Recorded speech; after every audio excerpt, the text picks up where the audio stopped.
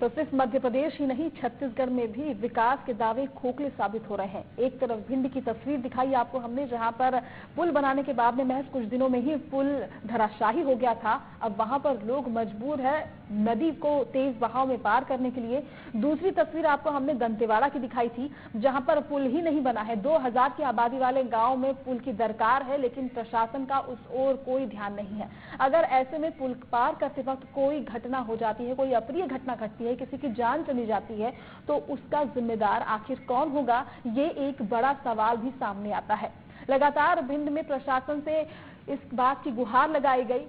पुल बनाने की बात कही गई, मरम्मत करवाने की बात कही गई, लेकिन प्रशासन का इस ओर कोई ध्यान नहीं है, कान में जूं तक नहीं रेंग रही है प्रशासन के। अब ऐसे में बड़ा सवाल ये उठता है कि जो विकास के दावे शासन प्रशासन की तरफ से किए जाते हैं, वो आखिर दावे सिर्फ दावे ही क्यों रह जाते हैं। एनके भटाली हमारे संवाददाता भिंड से फोन लाइन पर जुड़ चुके हैं। भटेली जी, साफ तौर पर भिंड की जो तस्वीर सामने आ रही है वो बेहद ही चिंताजनक है। प्रशासन से इतनी बार लगातार गुहार लगाने के बाद भी, मरम्मत की बात कहने के बाद भी, आखिर क्यों मरम्मत नहीं कराई जा रही है पुल की?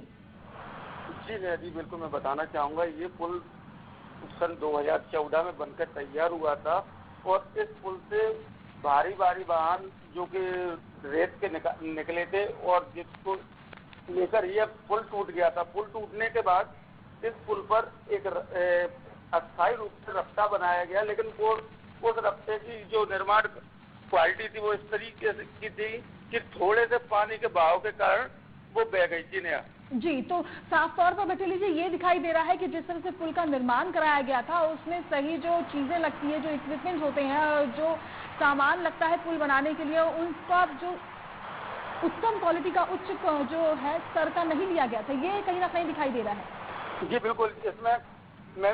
बिल्कुल बताना चाहूंगा, MPRDC के द्वारा बिल्कुल इस चीज पर ध्यान नहीं दिया गया कि जब पुल का निर्माण कराया गया था तो उस पुल का निर्माण कराने से पहले ये देखना चाहिए थी कि इस पुल से होकर जो वाहन गुजरेंगे उनकी क्षमता क्या रहेगी, कितने तादाद में गुजरेंगे। उन सब चीजों को न देखते हुए उस पुल का निर्माण कराया गया और उस पुल के निर्माण में बहुत ही घटिया सामग्री का प्रयोग किया गया। ये हादसा उस समय नया जी मैं बताना चाहूंगा हुआ था कि जिस समय एक रेत का भरा हुआ ट्रक निकल रहा था, वो पुल का एक हिस्सा टूट के गिर गया, जो कि आप साफ तौर पर वीडियो में आपको मिलेगा। जब ग्रामीणों ने इसकी शिकायत की शासन प्रशासन से, अधिकारियों से, थी कि उन तरफ से क्या कुछ रिप्लाई आया, क्या कुछ जवाब आया? जी बिल्कुल, मैं बताना चाहूंगा, इस बात की ग्रामीणों के द्वारा कई जगह गुहार लगाई जा चुकी है, लेकिन उसको पुल का निर्माण तो नहीं हुआ, लेकिन उसका अस्थायी रूप से एक रफ्ता निर्माण करवा दिया गया था, जिससे फिर भारी वाहनों का गुजरना हुआ और जिनके कारण वो छोटे से पानी की बारिश, शुरुआती बारिश के कारण वो रास्ता बह गया और जिसमें आप देख रहे होंगे कि लोग कितने मुश्किल से निकलना पड़ रहा है और लोगों की जी, कहीं ना कहीं ये भी सामने आ रहा है बटेली जी कि भ्रष्टाचार की ये भेंट पुल चढ़ गया है, क्योंकि जिस तरह से खराब क्वालिटी का इस्तेमाल किया गया था पुल को बनाने के लिए और इतनी जल्दी धराशायी अगर पुल हो गया है तो कहीं ना कहीं लापरवाही, अनदेखी भी इसमें शामिल है। जी बिल्कुल, जी इसमें दोनों चीजें शामिल है। इसमें अनदेखी भी अपन कह सकते हैं और दूसरी इसमें खास तौर पर जो सामग्री लगाई वो बेहद घटिया क्वालिटी की लगाई गई है, इसीलिए ये पुल जल्दी कुछ ही समय बाद टूट के बिखर गया।